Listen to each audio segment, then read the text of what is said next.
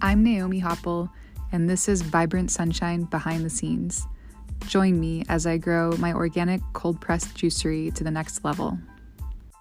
As a lover of podcasts, I started this show because I noticed a significant gap in the voices of small business owners like me. So oftentimes, brick and mortar business owners are invisible. We exist behind the scenes, and our struggles and triumphs are uncelebrated and unseen. My hope is that this show will inspire other entrepreneurs as I document and share my own journey. Thanks for being here. I have had all sorts of failures. Some of them have been small ones, like, trying to juice broccoli or garlic. Last year, I had decided that I was going to make a solstice drink, like a campfire milk. It was going to have smoky tea and cedar. It was super ambitious, and I really thought I could create this really complex flavor. I was inspired by this flavor they have at Frankie and Joe's that does ice creams that I'm obsessed with just reading about because they're so beautiful and poetic. And there's one called California Cabin. I can't remember exactly what's in it right now, but it's like notes of cedar or evergreen. And anyway, it inspired me, but it was a terrible, terrible experiment, and it went totally wrong. We did not have the solstice flavor, and maybe someday with some more careful thought, I'll try that idea again. Another one was this past year, I got wrapped up in all this information about all the junk they put in store-bought plant-based milks. And I'm happy that we have plant-based milks, but this information about all the stuff that goes into the milk, it was the kind of stuff that I kind of knew about it, but then I found out a lot about it, and I realized that I just had to cut them out completely.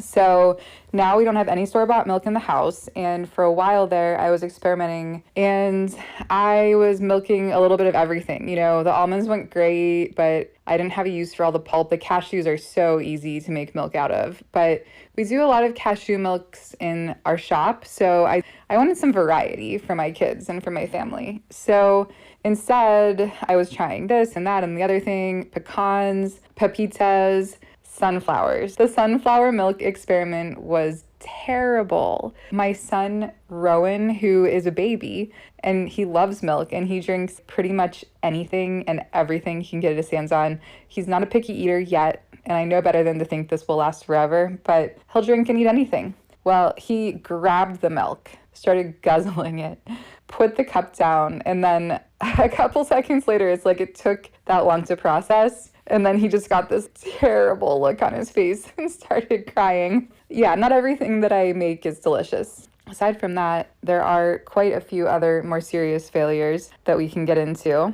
For instance, let's talk about my career as an architect, which didn't happen. I will say that it was something that just followed me around for years, just this idea that I fell short. Graduating into the recession as I did, I worked a little bit, and then I actually spent 3 years in the Peace Corps, and during that entire time, I felt like a failure in architecture, in something that I had dedicated 5 years of my life to excel in.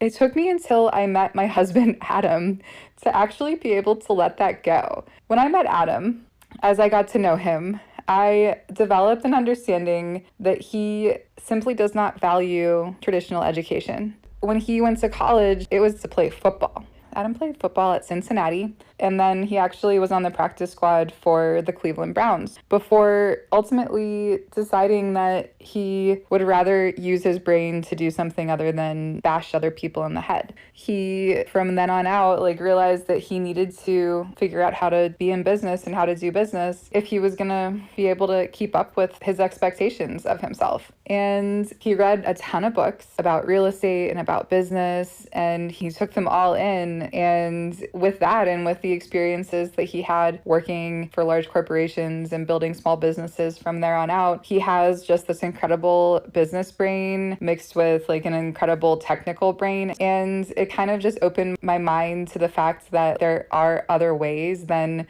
this rigid path of you go to school and you do what you do.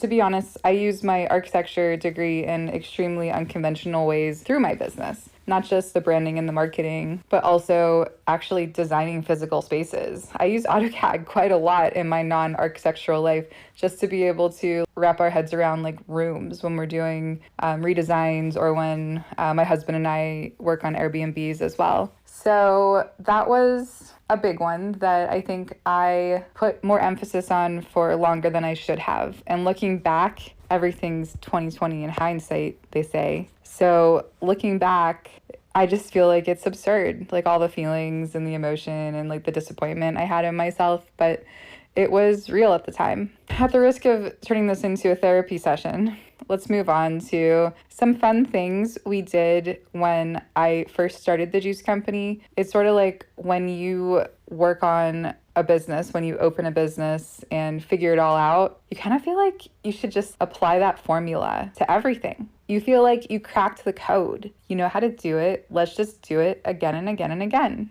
It's kind of silly because not all businesses are the same. Your time is not unlimited.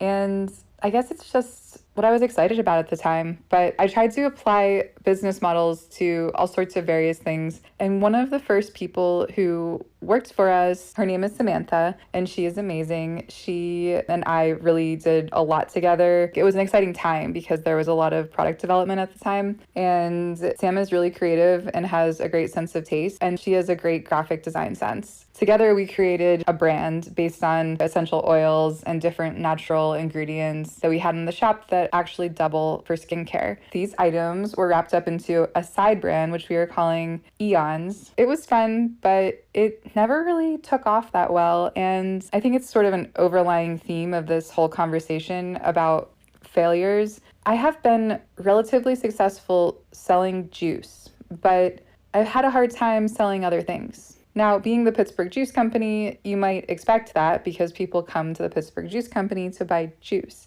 And I've never given them any sort of consistent reason to believe that they would be coming there to buy anything else. But the skincare items, they just didn't move as quickly as we would need them to continue to be excited about spending all of our time on something. So it kind of phased out, and that's okay.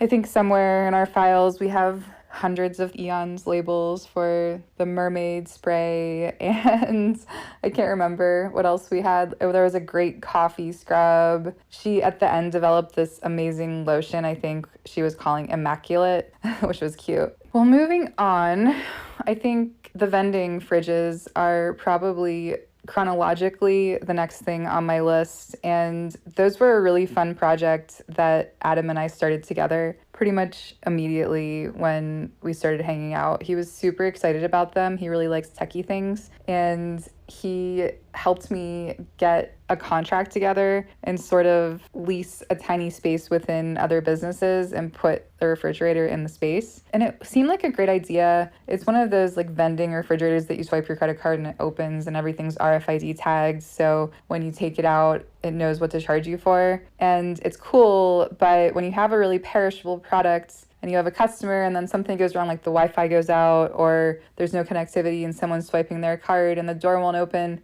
it's really hard to deal with that when you have a perishable product and a customer that can't get to your product, which is what we continually found was happening. And granted, this was back in probably 2017, so a lot has happened since then. A lot of technology has gotten way better since then. So I can't really say that that's a solid basis for any kind of decision making. I can't make any recommendations on your specific needs, but I did not have a good experience with vending refrigerators for cold pressed juice. Now, another thing that we did for a little while and it sort of fizzled out were the raw vegan dinners, which were so much fun. We actually had ticketed dinners that would come with 5 courses and wine pairings. And I think we seated anywhere from 20 to, I think we were up to 30 at the end. And it was wonderful. We loved it. It was a lot of work and it was a lot of dishes.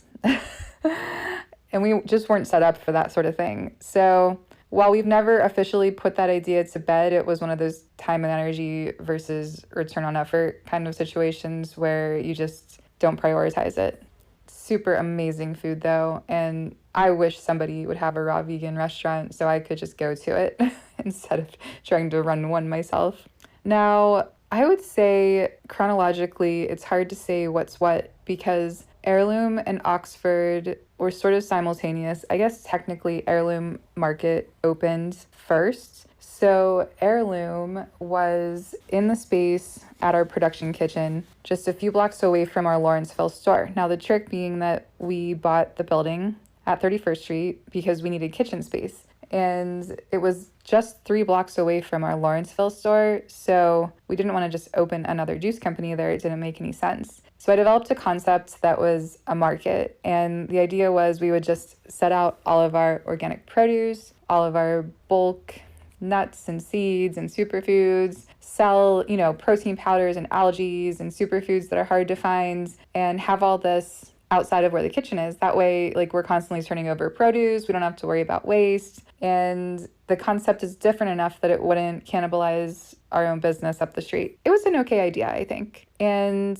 I loved every bit of it, but it did get complicated, and it was for a few reasons. One, it's because we were on a shoestring budget and we really just didn't have enough money to really invest in a staff. And we also, in the end, didn't have enough business to drive the revenue to continue to grow the staff. But if we would have really pushed it, it might have taken off, but we never really did because we didn't have enough available time and energy. That's really the equation, I had opened the Pittsburgh Juice Company out of pure stubborn effort, and I was pretty well spent at the Pittsburgh Juice Company. So it was really difficult for me to put in the effort to make Heirloom Superfood Market happen because I didn't have enough time left in a day. So I collaborated with a few other people, and every one of them is wonderful. Adam was one of them, and we all 4 of us had, at the end of the day, a very different idea of what we were doing. It was as if by the end, there wasn't enough structure and we all were just trying to make it work, but we didn't have a common direction and a common goal. We were all promoting different parts of the business. And I remember there was a winter day when it was dead. It was so slow. You're only having 1 or 2 people come in all day long. And there was a windstorm and our sign blew off the building. And no matter what, it was going to be expensive to put back. And we literally didn't have the time to be able to do it ourselves, but we didn't have the money to pay for a new sign. And it was one of those really frustrating situations where we literally were running a failing business that didn't have a sign. That's the first thing you do in a business. You put up a sign. Again, which was first?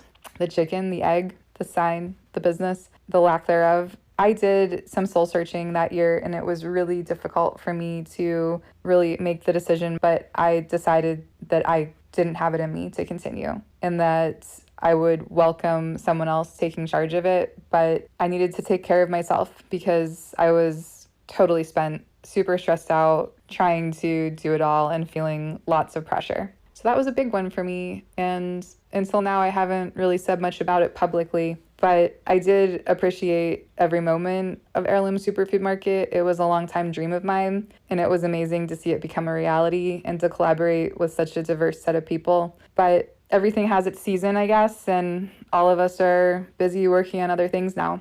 Meanwhile, in the space, Kelly opened Hazel Gray Boutique, and she's killing it. I'm super impressed to see everything she's doing, and I'm so proud of her for opening a business during the pandemic. Great job, Kelly. Now, doubling back to Oxford, we were approached by a few developers in 2017 to 2020 who all wanted us to come to their development and become a tenant amenity. So they were offering exceptionally cheap rent and encouraging us to just come and be there. We had to sign a deal that said that we would specifically be here during these specific operating hours and all these other rules, but it was super affordable to the point where it hardly made sense not to take the opportunity because it seemed like it was impossible not to break even. Well, that was true, but what proceeded to happen was the building went under construction, so a lot of their older tenants were moving out, and while those tenants moved out, they upped the rent, redid the suites, and made it a lot nicer so that new tenants would move in. And this went on for a couple years, and right at the end there, this giant co-working space that was directly across from our location in the lobby. It was opening like that week. I think it was like the pre-opening, and everybody was moving in. Everything was bustling around the lobby, and it was March 2020. So they never even had a grand opening. We closed that location during the pandemic after paying out our contracts for the lease. That was, a situation where we did break even, but it was never anything to get excited about. And it was really bad for morale for my staff just to have them sitting there and doing nothing all day. So it was not really the greatest, but it was lucky that we were able to get out when we did. And it was an experience that honestly we were bound to have because, like I said, they weren't the only landlords seeking a business like us to become an amenity for their tenants at low price rent. There were a lot of other people that approached me with similar offers over the course of a few years, and I needed to see what it was about. And now I have a lot of other considerations to make when planning a project, like the fact that our product is heavy, it's hard to move, it's perishable. It's not great if a location is closed all weekend or if there's not going to be in an office, for example, anyone around all weekends, because again, our product is perishable, it's heavy, it's hard to move. So when you do have a situation like that, you end up loading in and loading out constantly. And it just creates a lot of challenges. Let's see. I think that is my list. I didn't mean to end it so abruptly, but I guess the point is with every failure comes a lesson, and with every oh, you know what? I do have one more. I touched on this in our very first episode where a $25,000 shipment, and that was $25,000 in cost of goods, not in retail price. So it's all loss. And that shipment went missing. It was a contract with a co-packer who we got up and running to make our wholesale juice and got them certified, had our recipes with them, and it was a terrible experience. It was really incredible to see how a big company could be so disorganized. I mean, I should not have been as surprised as I was, considering my experience working for larger corporations and considering my experience working with larger corporations as opposed to smaller businesses. I think that's actually the end of the list. And I'm sure I will have an addendum at some point, and surely there are at least some small things that I've forgotten. But overall, I will say that I have a sense of contentment when I look back at all of the listed items, and that contentment is just an acknowledgement of the experience that I've gained and the knowledge just from living and breathing all of those things. This week in Aspinwall, we are prepping for plumbing. Plumbing will be the most significant part of our renovation project because we have 3 kitchens. We have our juice kitchen, our prep kitchen, and our back counter with the espresso and retail counter. We also have 2 ADA bathrooms, and right now we're waiting on the blessing of the health department in order to move forward. In the meantime, Adam created a 3-dimensional model of the juice room floor with the trench drains all angled very slightly into the trenches just to ensure proper drainage so we can really wash things down and hose down the juicer and make sure that we're not pooling water anywhere. Adam has a lot of relevant experience building breweries in the past, and he's able to apply a lot of those same techniques to the juice kitchen. We're super excited to have a real home that's really designed and made for us. With that, we are trying to take into consideration all the things that we didn't know when we made our juice kitchen initially, like, for instance, sound deadening material, because the juicer is so loud. It's just trying to improve and enhance the quality of the workplace for our employees. And with that, I'm going to sign out for today, but thanks for being here with me. I'll talk to you next week.